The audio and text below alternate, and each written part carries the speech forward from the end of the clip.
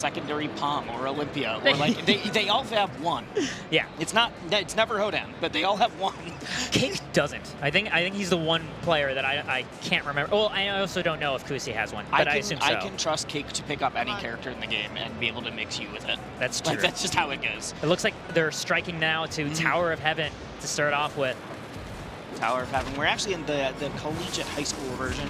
Yeah, for lovers of Aether. Yeah, very fitting for the big house. If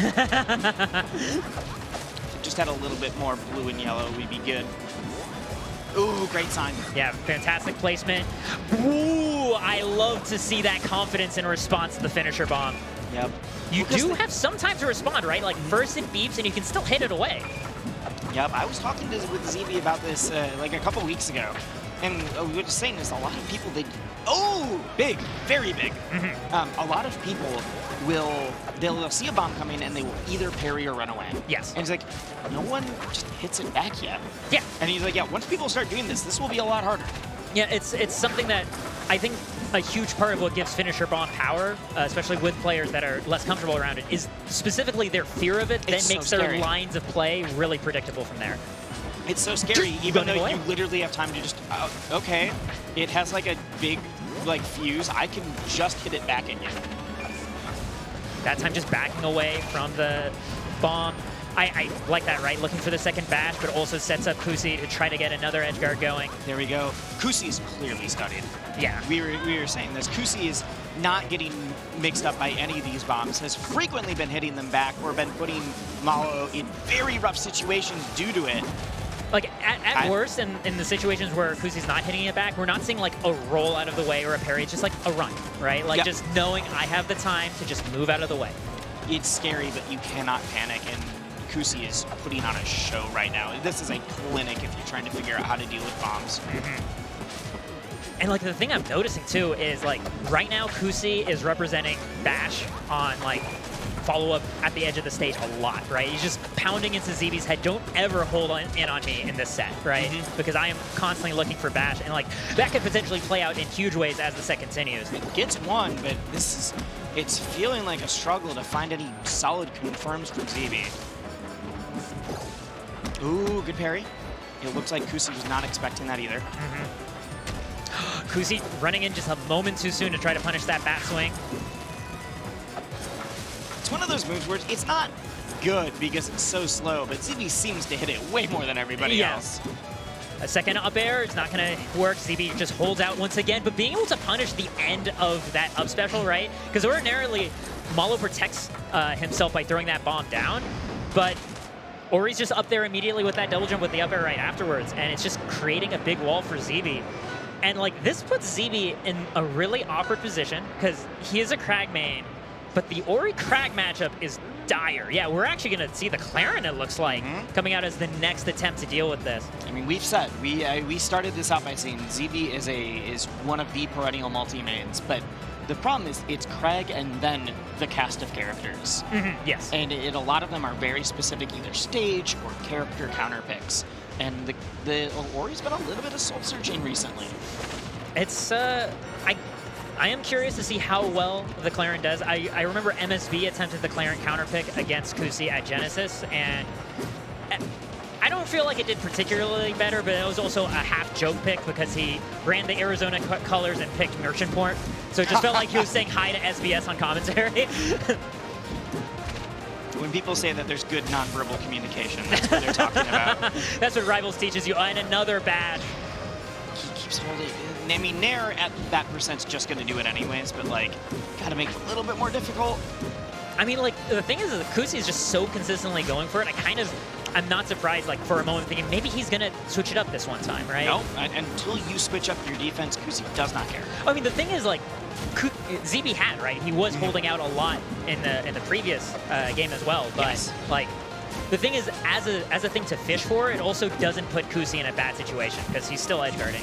Oh, yeah, it's very low risk and high reward. That's gonna clean that up. kusi's up 2 stocks. This is not looking like the pick. That tipper's gonna help put ZeeBee in the game, but still needs an incredibly clean stock in order to get some real mileage. You have a chance of getting back into this. Oh my gosh! That platform. That was incredible. seeing players like being able to work in that 1 second, and not only that 1 second, but choosing the right place to wait from is so amazing. Because I've seen a lot of people do that, and then they still just get up tilted by Clairen because it's through the plat. All right. Beautiful follow-up here. ZeeBee gets that tipper up air. Under 80, never mind, but... ZeeBee can work with any high platform. It doesn't have to be with Crack. Oh, but that Upstrong's gonna do that. Kusi up 2 games. And ZeeBee just yelling. Can't quite make it out, but I love the ZeeBee arms outstretched pose we saw for a second there. I think I heard him yell, "What do I do?" That's not a great sign for the next game. And there's Kusi. The one making the soul has to search now. And Mallow is coming out again. Okay. One more time. Something that I liked that ZeeBee was doing at the end of game 1 with Mollo was stopped using only finisher. Yeah, we were seeing more of the firecracker. Yeah, the bombs that will explode faster, so if you hit it back, or it's tighter on timing to hit it back, and if you do, it's not the perfect time of like, oh, you hit it back and it is now exploding right on me. So I think mixing in the bombs, the problem is I don't know if ZeeBee has like gotten quite as many of those setups figured out with it. But yeah, we're seeing Firecracker now. We're not only seeing the large finisher bomb. I think part of the benefit too of Firecracker is like the hitbox is active for a while too. We talk about how Kusi's movement is so powerful, and just having active hitboxes around on the stage can potentially help limit that, right? Limit the flexibility that Kusi would otherwise have. I really like using the bomb to just throw at Kusi's face instead of for the actual explosion. You just get whatever's nearby, right? Like pebbles, pocket sand, just like whatever you can to not die here. And Kusi, like, he fished for that bash. Or not bash, the third back here there. Yeah, and then got back to stage and still got to keep edgeguarding ZeeBee right afterwards. Like, this is such polished Ori play. This is, like, the thing that everybody knew Ori was capable of, but it took Kusi to really bring it out. There's a reason a lot of people think that Ori might be the best in the game. Oh, yes. Oh, yes. Not a controversial opinion. No. There's like 3 characters that kind of have claim to it, but a lot of people think it's Ori, and Kusi, every once in a while, just puts it all together and it's like, yeah, you might be right. And the more we see Kusi over, especially, you know, since quarantine, the more it's looking true. ZeeBee just waiting on that high platform, trying to just toss bombs downward, littering so many all things on the over stage right Frozen now. Fortress. Someone's got to do a cleanup campaign later. Edelus is just so mad. Oh, you came to my house and you did this. You just threw a bunch of sparklers around. Oh, finds the forward air. That's going to put in a great position, and the down air right afterwards. ZeeBee up very slightly. ZeeBee's up, and it has seemed like a lot of what we see from ZeeBee is this slow, very polished neutral, and then this, it feels like scrappy. And ZeeBee definitely can scrap, but I don't think it's how ZeeBee's as comfortable playing it, so it's very interesting to see this happening right now. I think like his capacity to sometimes do an option that feels random, like occasionally throw out a sudden forward strong or something, that is a big part of how he has that chaotic mistake and having a bomb on hand to be able to take off the wall. But now Kusi's going to be able to linger off stage just a little bit longer, knocks away the bomb, but ZeeBee's able to land. Kusi's struggling to find anything right now. 135. Ledge dashing off of that, so good. ZeeBee's like ledge movement specifically is something that makes him a complete menace with Crag, and there we have the up airs, not gonna kill still. If it did, I was about to pop off over that crazy read. And ZeeBee's taking his time, because the thing is, ZeeBee does have a lead right now, right? Like, the onus is, it doesn't matter like how high his percent gets, Kusi needs to take the stock, otherwise, like, if a timeout was to somehow happen, ZeeBee gets it. I don't know if he's going to have the time, though, at 5 minutes. It definitely looks like not, but he managed to rack up 83% in the course of doing that. To be fair, Kusi did not take that stock. Yeah, that was the raw chaos. Somebody's dying. The fact that someone died to Sparkler, and it was the person who threw it. Ooh, the very tip of the bat. That's expecting an early drop, and Kusi doesn't give that fastball. Trying to catch the ledge dash there. Oh, okay. Not going to be able to find it, and this gives ZeeBee another chance to be able to close out Ori. Such a light character, yet that forward strong covering that much distance. That was the read ZeeBee attempted to make, and it didn't work that time. And this time, instead of kusi like up being and trying to go in deeper, you opted to fall in, and ZeeBee caught it that time. Kusi was at a very awkward height. Yeah. Couldn't quite make it up to that platform. Yep. Yep. It just like you got to either land here on the edge and try to get your stuff back, or you have to do what is very scary, and that's just float, not even that high, right above your opponent. Yeah, up B in a place where they could potentially react to, right? You're just hanging by a feather, hanging by a leaf, hoping something will happen. Or something won't happen at that point. We have kusi's counter pick of Blazing Hideout. So part of it is there is a lot of stage here, as we were talking about earlier, for Ori to move around and get sign in ideal situations, back off, and use movement as defense. And the platform does make for great ledge drops, but the thing not gonna kill at 36, but it will be very difficult to get back. It's going to be a bit challenging, but the very large side blast zones makes Bash less scary of a threat, but also all ZeeBee needs to do is reach the wall, and then we know he can tech off of it over and over again with his bombs. And I think Mollo is going to have the recovery gas in order to get there like every time. It's the smash snake thing where you, like, yes, I'm damaging myself, but I'm able to get back because of it. Right, like ultimately I don't lose the stock, right? To borrow a Magic the Gathering idea, the only percent that matters is the one that takes my stock, right? Like everything else is just, it's potential, but it doesn't mean anything. Yeah, I'm at 180, but I'm alive, yeah. Yeah. So again, that one for sure will kill. Yeah, over 100%. Like, Blazing's not that wide. But we still have that tiny lead for ZeeBee to work with. That down air worked? Okay. Mallo's head was poking along the platform, above the platform, I believe. Well, no, by that worked, I meant the fact that ZeeBee jumped into it. Not like, oh, that's a weird hitbox. It's just like, I'm surprised that option did anything. I see. That's a kind of down air I would go for. It's always weird when that happens, right? You're just like, hey, why doesn't it work for me? Second up air is not quite there, but with over 100%. You crazy person. Gets the back air too. All right, sign pop. Great parry. Great parry. The back air is not quite going to do it either, but this gives ZeeBee what he needs. Doesn't punish that air dodge. That trade was so scary.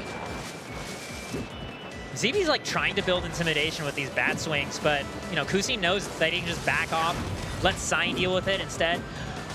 Sign got all in the mix there, not quite in the way that kusi expected. That'll do it, gonna do it, yep. Such a small lead. Yeah, that down strong's just gonna clean it up. You don't see it often, but when it works, it's very good. This is an even game, but kusi's gonna be fine. Not kusi. ZeeBee's gonna be okay. He's gonna still be able to take off that wall. And only did 3% too. Yeah. Got back in the first one. I mean, he still needs to take this stock, right? Like, this is potentially his tournament run ending here as the second seed.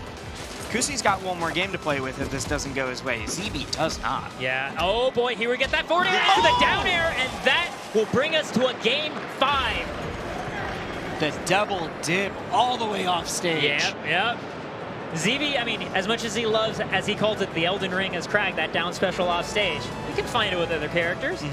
You can find it with other characters, but that is do or die. Yes. You miss that second one, or you miss space anything? I don't think that's quite do or die, because I've seen him land that same chain against Penguin as well. Yeah. And I think the big thing is, like, down air is pretty fast, and he still has so many jumps to be able to come back with. But we have kusi with the counter pick to rock wall. No, he can come back, but it is, if your opponent gets back to the stage before you. Oh, yeah. Yeah. That's what I meant. I see. That can be a little scary, but... Oh. Wait, he's going back to finisher? Okay, never mind. Yeah.